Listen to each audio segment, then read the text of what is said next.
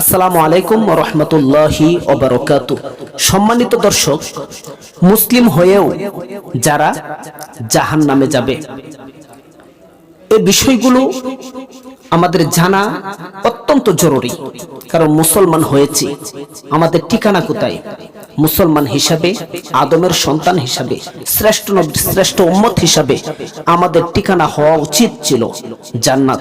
কিন্তু আজ মুসলমান যেভাবে চলাফেরা করছে, আজ মুসলমান তার কর্মজীবন যেভাবে পার করছে, আজ মুসলমান যেভাবে তার মান, ইজ্জত, মাকাম নিচু করে দিচ্ছে, এর দ্বারা বোঝা যায় যে মুসলিম হয়েও আমাদের ঠিকানা জাহান্নাম ছাড়া আর কিছু হতে পারে না।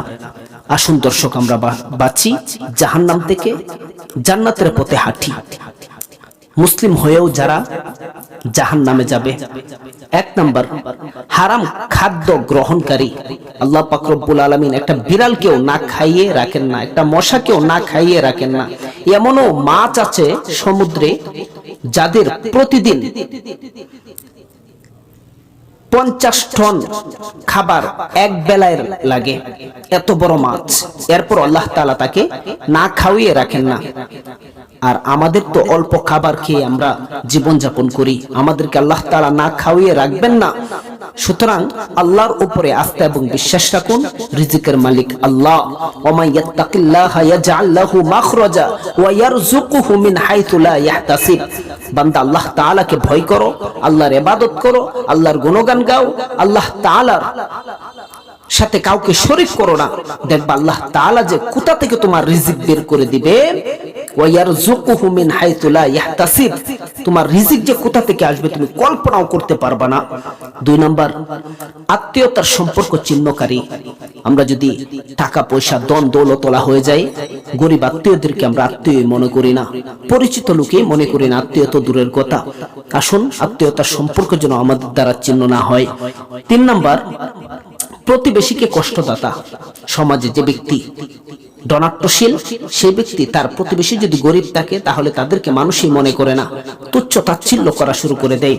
এজন্য প্রতিবেশীকে যারা কষ্ট দিবে তারা মুসলিম হয়েও জাহান্নামে যাবে।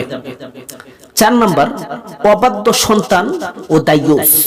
অবাধ্য সন্তান, যারা মা বাবার অবাধ্য হবে, তারা কখনোই জান্নাতে যাবে না যদিও সে মুসলিম হয়। আবার দায়ুস, যাদের স্ত্রী, যাদের সন্তান, যাদের বোন, যাদের মা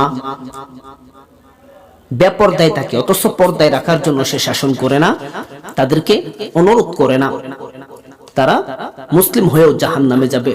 5 নাম্বার, অশ্লীল ভাষী ও উগ্র মেজাজি। যারা জবানে যখনই কথা বলে, অশ্লীল কথা বলে, খারাপ কথা বলে ও উগ্র মেজাজি যারা, তারা মুসলিম হয়েও জাহান্নামে যাবে। 6 নাম্বার, প্রতারণাকারী শাসক। যে শাসক তার দেশের মানুষের সাথে প্রতারণা করবে, সে মুসলিম হয়েও জাহান্নামে যাবে। 7 নাম্বার, পরস্পর আত্মসাৎকারী।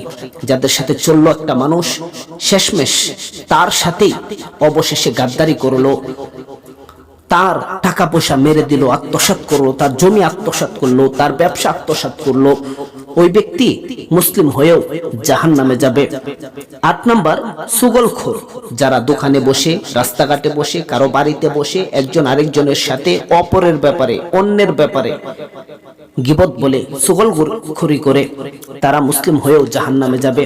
9 নাম্বার, দাম্ভিক ও অহংকারী মানুষ। যারা অহংকার বিশাল বড় খারাপ একটি জিনিস, অহংকার যারা করবে তারা মুসলিম হয়েও জাহান্নামে যাবে।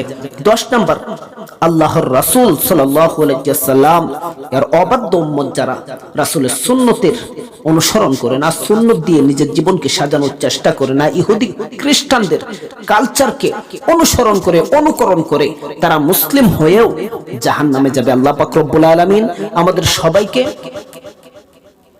এই 10টি বিষয় থেকে বাঁচিয়ে থাকার তৌফিক দান করুন।